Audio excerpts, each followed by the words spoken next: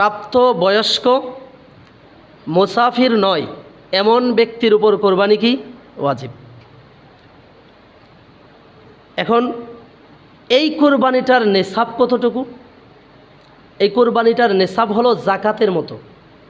জাকাতের মধ্যে নেসাব হলো 52.5 তোলা রূপা যদি কারো সম্পত্তি পরিমাণ টাকা কিংবা অর্থকড়ি যদি কারো কাছে থাকে তাহলে ওই ব্যক্তির উপর কোরবানি ওয়াজিব।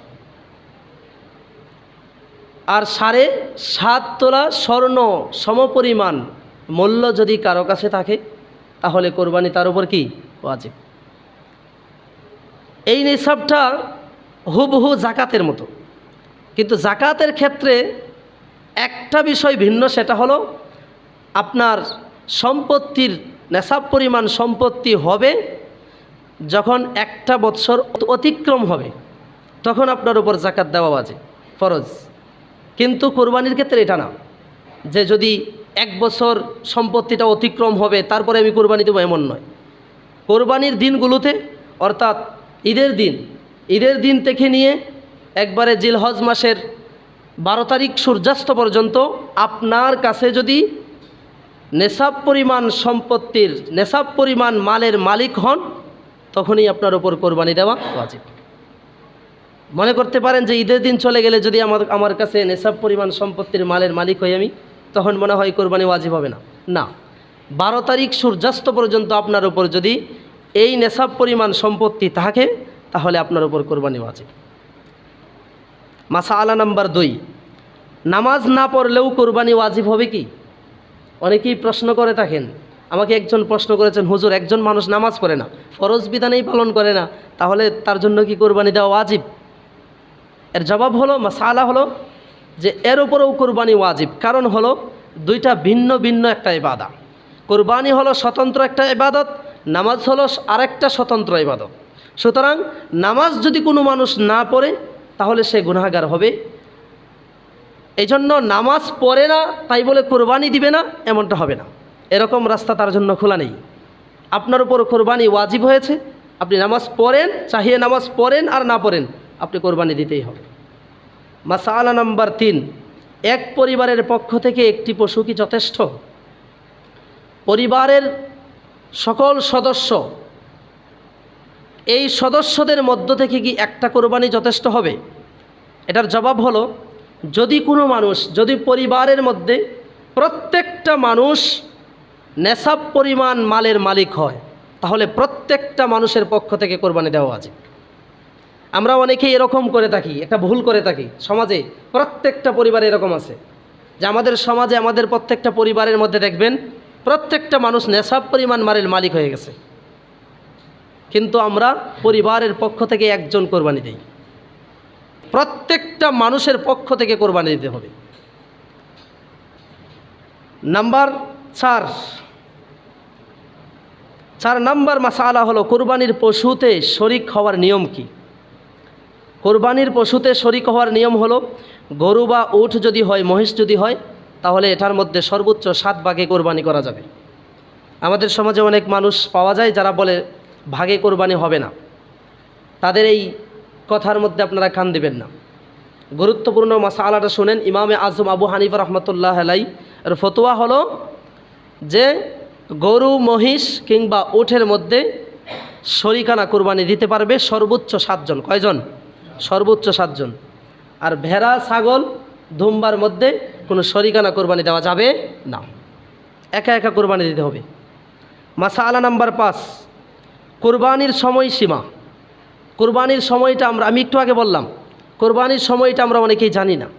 কোরবানির সময়টা হলো ঈদের নামাজ শেষ হওয়ার পর থেকে নিয়ে একবারে 3 দিন পর্যন্ত। যেমন ঈদের দিন এবং এরপরের দিন 11 তারিখ 12 তারিখ সূর্যাস্ত পর্যন্ত, এটা হলো কোরবানির সময়সীমা, এটা হলো কোরবানি দেওয়ার সময়সীমা। আপনি যদি মনে করেন যে কোনো কারণে যদি ঈদের দিন আপনি দিতে পারছেন না তাহলে ঈদের পরের দিন দিবেন।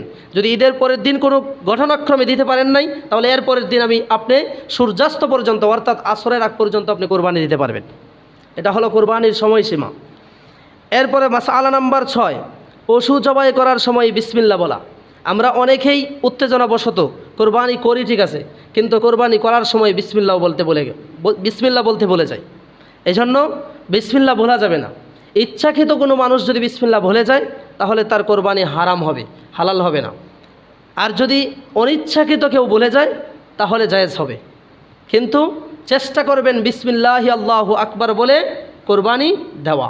আর এটা রাসূল আরবি সাল্লাল্লাহু আলাইহি ওয়াসাল্লাম হাদিসের মধ্যে বলছেন, বিসমিল্লাহি আল্লাহু আকবার বলে কোরবানি দেওয়াটা ফরজ। কি ভাই? ফরজ। মনে করেন না যে এটা সুন্নত, এটা সারা যাবে না, বাধ্যতামূলক এটা বলতে হবে। কিন্তু ঘটনাক্রমে আপনি ভুলে গেছেন, অনিচ্ছাকৃত ছুটে গেছে, এটা ভিন্ন ব্যাপার। মাসালা নাম্বার 7, পশুর গুণাগুণ, কী ধরনের পশু চলবে, কী ধরনের পশু কোরবানি দেবে। যেমন আমি বলি আপনাদের সামনে, ছাগল ভেড়া 1 বছর বয়স সম্পূর্ণ হতে হবে। ছাগল ভেড়া এগুলার বয়স হতে হবে কয় বছর? 1 বছর। মনোযোগ দিয়ে খেয়াল করবেন। অনেকেই ছাগলের ক্ষেত্রে আমরা মাসালাটা অনেকেই সমাজের অনেক মানুষ দিয়ে থাকে, আসলে এটা ভুল। বলে থাকে এটা যে ছাগল যদি 6 মাস বয়সের হয় আর যদি দেখতে দেখা যায় হৃষ্টপুষ্ট মোটা তাজা, কোরবানি দেওয়া যাবে না। ছাগলের ক্ষেত্রে এই বিধান নাই। আপনি ধুমবার ক্ষেত্রে এই বিধান আছে, যদি 6 মাস 7 মাস হয় কিন্তু দেখতে হৃষ্টপুষ্ট হয় তাহলে ধুমবার ক্ষেত্রে আপনি এটা কোরবানি দিতে পারবেন। কিন্তু ছাগল বেড়ার ক্ষেত্রে যদি হৃষ্টপুষ্টও হয়, 6 মাস পূর্ণ না হয়, 1 বছর পূর্ণ না হয়, 6 মাসের ছাগলকে আপনি কোরবানি দিতে পারবেন না। এটা হলো 7 নম্বর মাসালা। আর গরু মহিষের ক্ষেত্রে 2 বছর সম্পূর্ণ হতে হবে। গরু এবং মহিষের ক্ষেত্রে, উটের ক্ষেত্রে 5 বছর পূর্ণ হতে হবে। গরু মহিষ 2 বছর, আর উটের ক্ষেত্রে কয় বছর? 5 বছর পূর্ণ হতে হবে। মাসআলা নাম্বার 8, কুরবানির গোশত কিভাবে বন্টন করবেন। কুরবানির গোশত বন্টন করার একটা সুন্নত তরিকা হলো 3 ভাগের 1 ভাগ নিজের জন্য রাখবেন। 3 ভাগের, এটা সুন্নত তরিকা। আমি কিন্তু বাধ্যবাধকতা বলি নাই যে বাধ্য এটা আপনি করতে বাধ্য, এটা বলি নাই।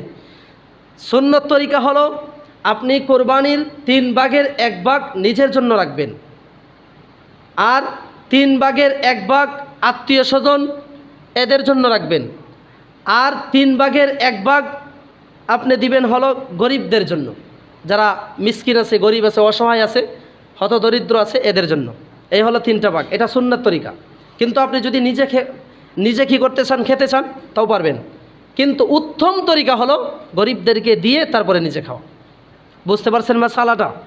আচ্ছা, এবার আসেন মাসালা নাম্বার 9।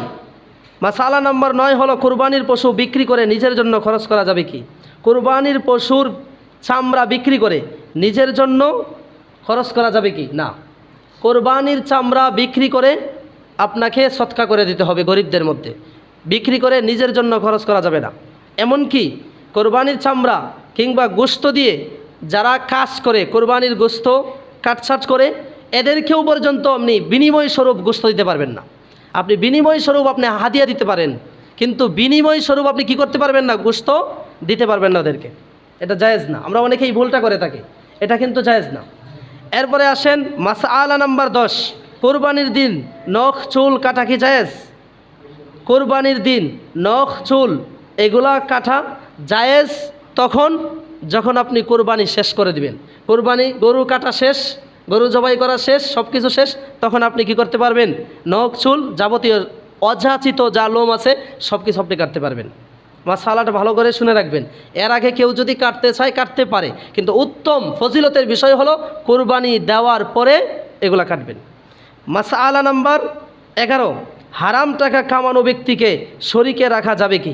গুরুত্বপূর্ণ একটা মাসআলা। এটা গত সপ্তাহের আগের সপ্তাহে আমার এক ভাই মোহাম্মদ আলী ভাই উনি এই মিম্বারে বসে বলেছিলেন। আসলে মাসআলা যেটা, সেটা হলো আপনি রসুল হাদিসের মধ্যেও বলেছেন।